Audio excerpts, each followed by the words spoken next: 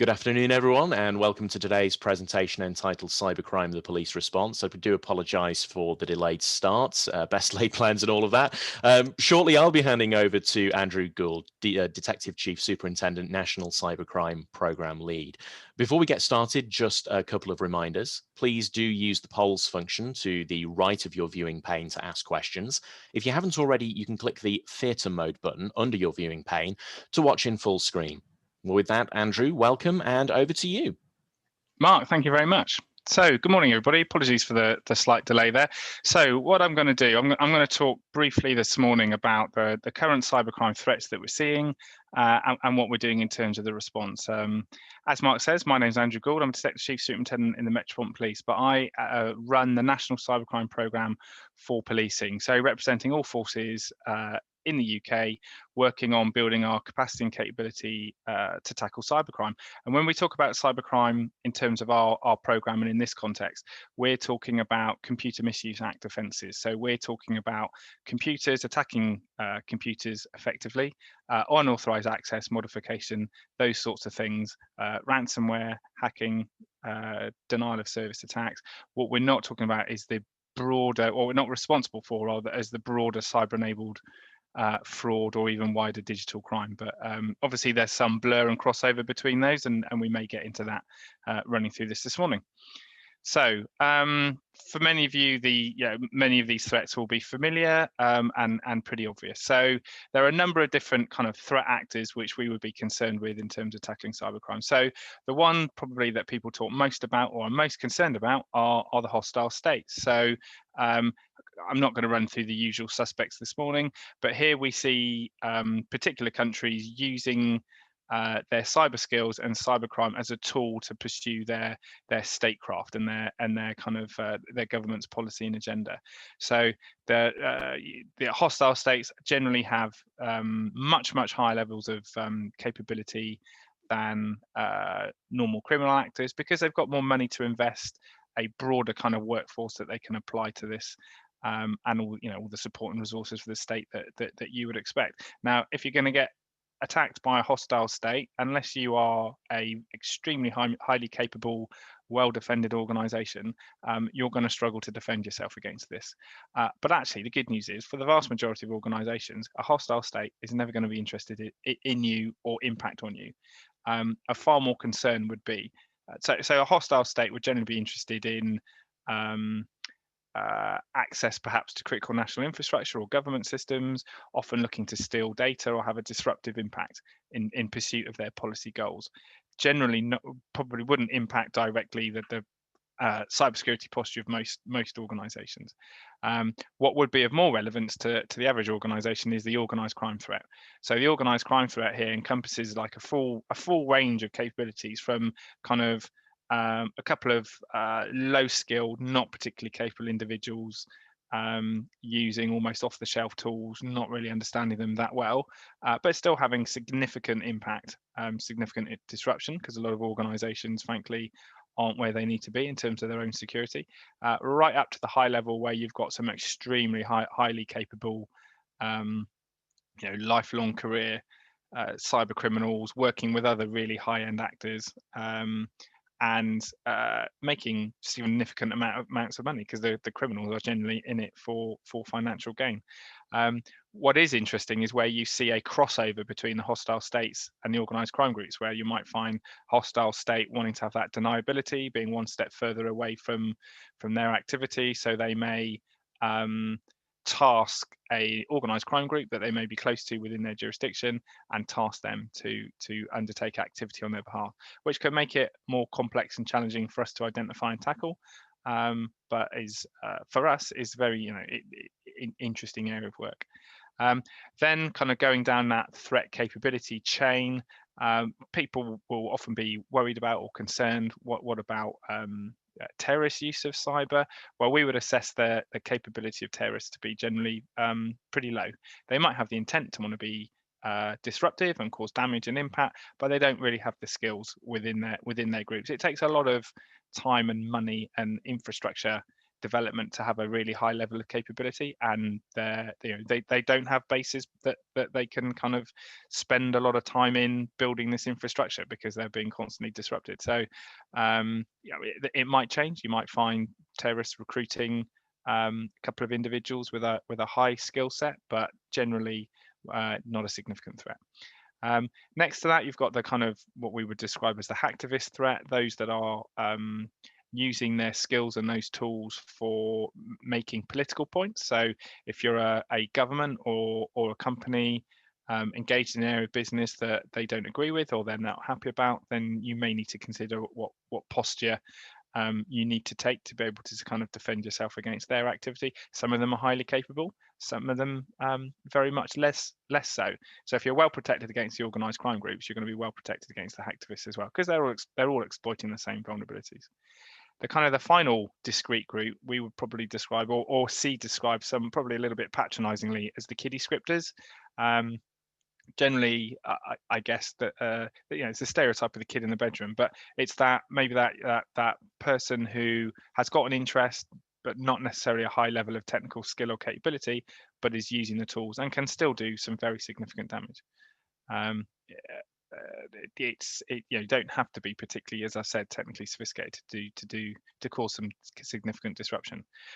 What we do find more challenging, and what's changing in terms of the kind of the cyber criminal ecosystem, these tools are becoming more readily available. Really highly capable tools are becoming more readily available and easier to use. You can download them relatively easily from different sites, whether it's clear web or dark web, and go find the tutorials to use them. Maybe YouTube or somewhere else, and you can get some pretty unskilled, unsophisticated actors doing some pretty significant damage with the tools that are so readily available and easily to use. And then added to that, we have what we describe as cybercrime as a service. So this is where you don't have the technical skills to deliver whatever impact you want to deliver. So you go out and you find those that will, and you'll be astonished at how little money you can pay to an individual who you'll never know, who you'll never meet, but you meet maybe in a forum or via another means online, and they will either give you the tools or deliver that service for you. But for a lot of organisations, it probably doesn't really matter too much what the motive is or who it is that's attacking you. What matters is how they're attacking you and how you can mitigate that. So the number one threat that we see for organisations for all the years, frankly, that I've been in this, and I don't think it will change in the foreseeable future, ransomware is the number one threat in terms of impacting on organisations. Not only is it the highest volume kind of cybercrime in that sense, but it's also the most damaging and impactful. If you get a network intrusion and data exfiltration, a breach, an extortion, that's bad, obviously, but that's not going to impact business as usual. Your services will still run. You get hit by ransomware that spreads across your network and across your systems and encrypts everything, you're done. You're finished. If you haven't got effective backups in place and aren't able to restore from them, then it could be very difficult for you as an organisation to come back. And we have seen some organisations close as a result of the impact of ransomware. So that's clearly the most dangerous, the most impactful. We would say there are many things that you should focus on in terms of your security, but you can almost, everything can fail apart from your backups. The backups are the one thing that need to be your absolute priority. They're the things that should be off your network, offline, and you should be practicing restoring from them. Because if you haven't got effective backups, you're going to really struggle if you get hit by ransomware. Data breach, very big area of impact for us. Everybody's aware of the impact of a data breach. What we'll often find is that criminals may be in a network. They'll do their exfiltration, and as they're leaving, they'll activate the ransomware on the system almost as a cover for the fact that they've had that data exfiltration. And what we're finding now is criminals being more aggressive and disruptive in the way they're kind of they're coming forward for their extortion of a company, put them under a lot of pressure, but actually releasing that data, whether it's dark web or clear web, whether that ransom's paid or not. So again, huge disruption, huge impact. In terms of the biggest volume, talking more broadly, cyber-enabled fraud, bigger volume than ransomware. would be what we would describe as business email compromise. So the business email compromise is that phishing email that lands in someone's inbox claiming to be, it could be from a creditor or supplier, or someone claiming to be the chief executive wanting to transfer money quickly. Maybe there's a claiming to be a merger acquisition, or whatever the reason is. Bit of pressure. You'll be amazed at the number of people who do actually fall for the business email compromise. Millions of pounds are walking out of British businesses every week because the criminals are very, they do their research as organisations get better at defending themselves. Criminals invest more time and effort in crafting credible phishing emails or other attacks in order to be successful. So we find again that kind of the phishing is very prevalent, as we all know. Business email compromise can be very damaging and very successful. But actually, you don't need to be particularly technically savvy to defend yourself from a business email compromise. Just have the right basic policy and process in place. Don't allow money to leave the company without somebody else having a look and saying, well, I'm not sure about this. Is that right? If it's a creditor or a supplier, pick up the phone and talk to the contact that you would normally be in touch with. Is this change of bank account details you want us to pay into correct? Is this invoice correct? Whatever this, if it claims to be from a senior member of the company asking you to do something that doesn't feel quite right, pick up the phone to their office or email them, contact them. Don't use any contact details from within that potentially suspect email. Find out those contact details from a different way. But a policy and a process solution solves business email compromise in the way that effective backups solves ransomware. The kind of the social media snapshot you see down at the bottom, that's basically to highlight the fact that criminals, as our defenses get better, criminals have to work harder to basically trick us to do what they want us to do. So we're not saying don't post stuff. We're not saying don't use social media, obviously, but just be very conscious, particularly if you're in a decision-making position or working in finance, accounting, those sorts of areas. Just think about what you post, how that could be used against you. If you're posting a load of information on LinkedIn or elsewhere, people can use that to kind of fashion that more credible phishing email. If you've tweeted, oh, went to a great restaurant, or I'm really looking forward to going abroad to conference X. I appreciate no one's really traveling at the moment. But that's the kind of information that can be used back against you to make their attack sound credible. So people just need to be aware of privacy settings and what you post. The final area that we see, the kind of the bombs hitting the server, those are your denial of service attacks. Again, lots of ways to mitigate that. I suppose it depends. You focus more on securing what's most important to you as an organization. So having a bit of website downtime or other services downtime may not actually be that impactful if that's not how you engage with your customers. But for those where an outage for a really short period of time would cause real disruption, then you want to have a mitigation plan or a strategy in place, usually with your service provider increasing the bandwidth or maybe restricting certain forms of traffic. There are plenty of ways to mitigate DDoS, but you need to have that plan if preventing that is something particularly important for your business. So at the moment, current pandemic, obviously lots of people are working from home. First lockdown, obviously a lot of us were kind of trying to educate and look after our children at home as well. People were under a significant amount of pressure trying to manage work-life balance and all the pressures that come with that. Organizations had to go virtual pretty much overnight. Businesses did amazing work, almost turning themselves into online entities almost overnight. But business as usual, maintaining that, obviously the priority, but a lot of the security to manage that was a bit of an add-on, and a lot of organizations are still struggling to catch up. You probably from a kind of an organization IT point of view, you might have had 20 sites to secure pre-lockdown, and then suddenly you've gone to having 20,000 to secure because all the staff are at home, all on their home IT infrastructure, not the company infrastructure. how many members of the public change their router passwords, even though they're freely available on the internet?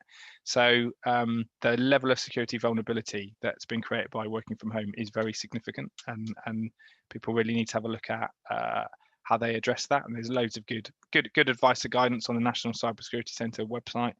And lots of organisations are working to mitigate that. But simple thing like a password change on home router has a big impact on people's security. The files on the right, that's backups, as I've already alluded to. Having an effective system of backup, but having actually tested them, really important. How do you know it works? Have you exercised? Have you got an incident plan if the worst happens? And if you have you tested it? Have you run through it? What you don't want on the kind of the terrible day if it happens, everybody in your organization coming together to deal with it, most of them have never met, never mind not got a plan. Or if you've been really badly hit by ransomware, you had a great plan but nobody can access it because it's been encrypted. Have you got a paper copy somewhere that you can at least refer to? All these little things actually become really big things on the day. So it probably sounds a little bit doom and gloom, lots of terrible cybercrime in the world, and that is true. But actually, the vast majority of this can be really easily organised out. It can be really easily mitigated and never impact on you at all. If you use the kind of analogy of Fort Knox and burglary, nobody wants to get burgled, but nobody wants to live in Fort Knox. If you want to be burglary proof, you kind of live in a bunker, but where's the quality of life? Actually, the way crime prevention works, you don't need to be perfectly secure. You just need to be a little bit more secure than your neighbour, so the burglar looks at your house and goes and burgles next door. Sounds slightly cynical, but that's kind of how crime prevention works. Well, if you do the basics, actually you'll be better protected than the vast majority, but you'll probably organise out 80 to 90% of the attacks that generally are impacting on people. And it's probably all the boring stuff, but the important stuff, it's strong passwords. It's not stuff that's easily guessed or can be worked out from your social media. It's 3 random words is the National Cybersecurity advice that you can remember. And if you can, bring in 2-factor authentication on as many systems as you can. So a lot of your banking, you'll find domestically, they'll now be looking to send PIN codes to your mobile phone. That's 2-factor authentication. That's basically if criminals have got your username and your password through a breach of an organization through no fault of your own, they won't have your mobile phone, and they won't be able to monitor the PIN number that comes through that you'll need to activate whatever it is you're trying to access with 2-factor authentication. So that's something we strongly support. Software updates. If you're an organization, you need to patch.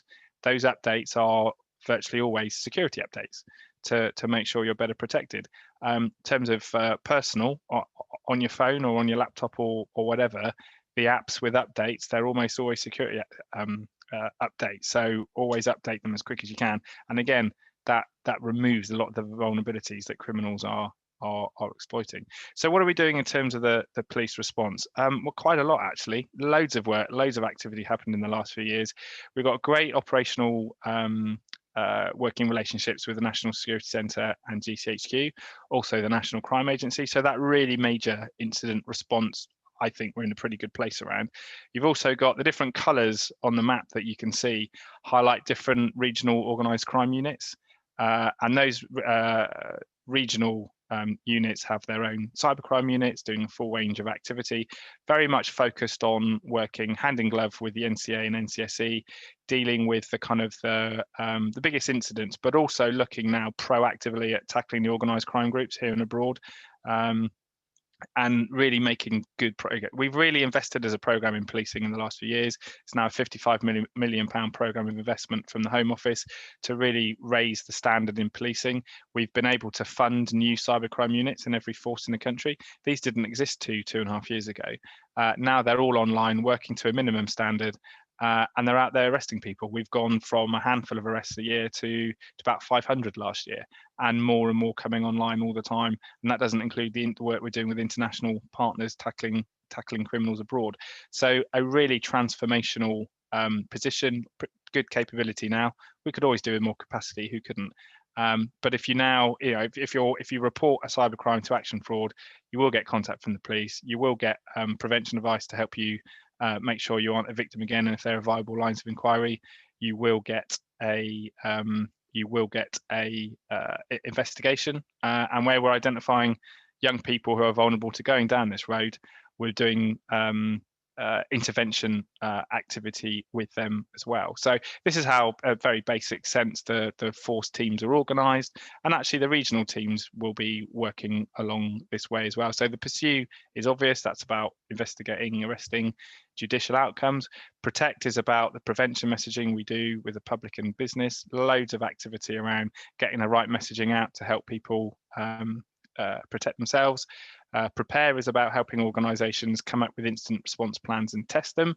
So your local cybercrime unit will be able to help your organisation point you in the right place for that, if you want some advice and help, and exercising as well. And the prevent bit's a really important area for us. We identify lots of young people who are starting to go down this road, but actually a lot of them, they don't realise what they're doing as a crime. They don't realise actually the damage, the real world impact it has. They're just trying to test and play with their skills. Well, actually there's a whole we have a tech shortage, as everybody knows. This is actually the one area of crime where we want to encourage people to develop their skills. There's not much call for robbers and burglars in the private sector, or at least I would certainly hope not. But actually, the kind of the skills that some people are developing in terms of hacking and such like, these are skills we need in tech and cybersecurity. So if we can take them away from the criminal path, show them there's a whole new avenue for a successful career, then that's what we want to do and are actively doing. So we've built a reactive, good incident response, reactive investigative capability, and sort of that you would recognise in traditional policing. But what we need to do is be more data driven. What we need to do is get a clearer picture of the lifetime UK threat so we can tackle it more effectively. We also want to do more. We want to offer more tools and services to organisations to protect themselves. So one of our big priorities is to promote the new police cyber alarm. So this is it's a bit of software, police software, that can be downloaded onto an external firewall of an organisation. We will take the suspicious activity data that will inform our understanding of the threat, and we'll be able to take action off the back of that. In return, organisations will get regular vulnerability scanning and reports of where we believe they may have been successfully attacked, and they need to have a look to kind of mitigate and protect themselves. So it's win-win. It's a free tool, just been recently launched.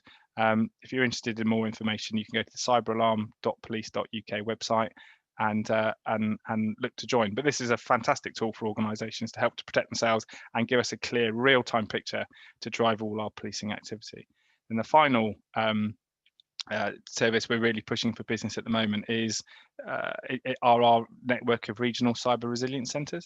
So the idea here is it's police in partnership with the private sector and universities, basically working with young student talent to provide, because the students are highly skilled and well trained, but they're not accredited and they don't have that work experience. They get the work experience by working with small and medium-sized enterprises that wouldn't otherwise be able to afford cybersecurity consultancy advice. They can get the students to deliver that consultancy at a much cheaper and affordable price. And the idea is because the centres are police run, they become trusted centres for organisations to start their cybersecurity journey.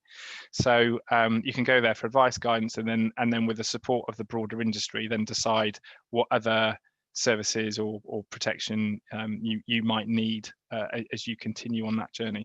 But the most exciting area of that is the use of the students to help organisations access this kind of advice and services that they wouldn't otherwise be able to afford. So that's very much a whistle-stop tour, given we were a little bit delayed. We wanted to leave a little bit of time for questions. Not sure if there is time or not, Mark, but I'll matter for you. Yeah, we do have a few minutes. Thank you very much for that. One or two questions have come in, so I'll just run through these. Thank you very much, everyone, for sending those questions in. First question here that I've got is, what's the threshold where the police might get involved in, say, a theoretical situation of an employee leaving the company and taking company data with them? Well, that's a really good question. We will do as much or as little as that company want us to do. If they don't have permission to take that data, it's their IP. It's theft. Depending on how they've accessed it or taken it, they're different kind of offences. But yeah, if that is criminal, which in most scenarios it will be, then if that's something the organisation wants to pursue, then if they're willing to report it to us, then we would have a conversation with them about how collectively we tackled it. But that is one of the more common requests for assistance we have, where insider exploitation, or maybe the individuals left and are then hacking in or disrupting services later on. Yeah, that's business as usual for us, bread and butter. Interesting. So the next question that I've got here is, how can we engage users to actively take on board cybersecurity and training? So I guess with this one, it's really a case of, what do you encourage organizations to do around the cybersecurity training aspect? That's another really good question. It's so hard to kind of everybody knows it's a problem and they should do something about it, but it's probably always put off until tomorrow. And if you don't have much knowledge in this space, and why would you if you're the average member of the public? Where do you go to get that trusted advice and information to even start? So that's why we've developed the idea of the resilience centres. They're independent, they're neutral. They can give you that kind of face-to-face direct contact and advice to help you on that journey. So there are lots of providers out there for different training and awareness for staff. There's also a lot of free stuff out there. There are all sorts of different interesting sort of, I mean, we've produced various animations and information that you can give to people that doesn't cost anything at all, but we get some quite positive feedback around. So but the challenge is, how do you make it interesting and how do you make people engage with it? I think we find most success when you don't talk about protecting corporate systems, but you talk about how people protect themselves and their family. And then if you encourage them to use the right habits, get into the right habits in their personal lives, they'll then bring that into the workplace. But how we kind of scale that message and industrialize it in an impactful way, that's the big challenge for us. Thank you very much. The next two questions are kind of a bit related, so I'll ask both of them in tandem, which is, how do the police manage the outside country threats, malicious websites and activities going on outside of the UK?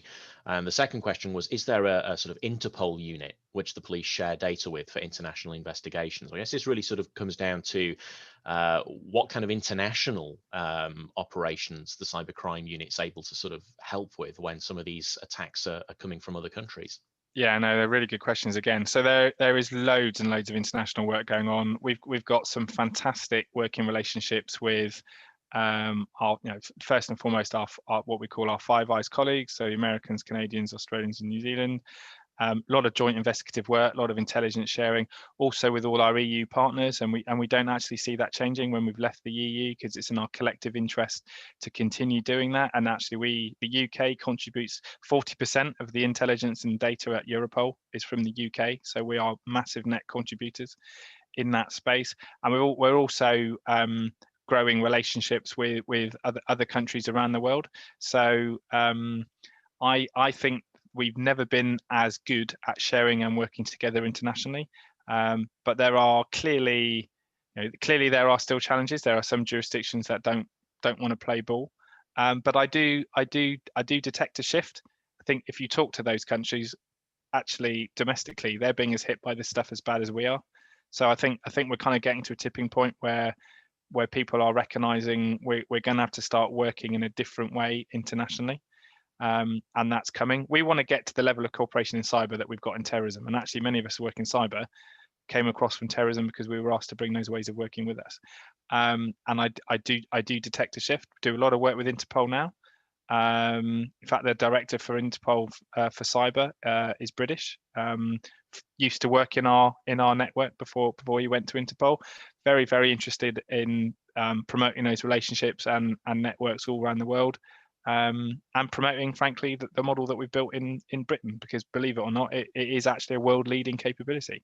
The way we go from local to regional to national to international, everyone's got the same training, the same kit, working together. You won't see that in any other country in the world. But there's a lot more that other countries can be doing as well. So we may be world leading, but I'm not sure that's a huge amount to shout about when there's so little going on. Yeah, you need everyone else to be up to the same level. Yeah, you need everyone else to be focusing. We're not sharing data with Interpol at the moment, but it's something that we're looking at.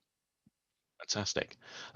There are a number of other questions that have come in, but unfortunately, I do have to wrap the session up there as we are getting to the point where some of the other sessions are going to be starting. So I have to allow those to come through.